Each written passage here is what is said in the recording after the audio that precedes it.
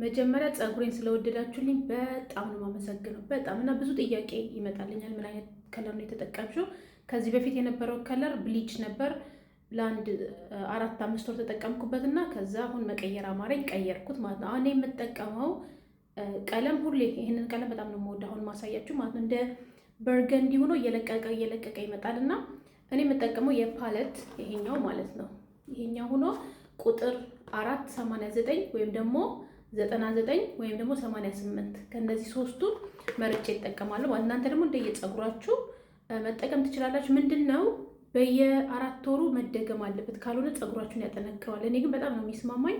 እንደዛ አድርጌ ከነበረው ከለር ወደዚህ ቀየርኩት ማለት ነው። ቆይ ከኋላ ላሳያችሁ።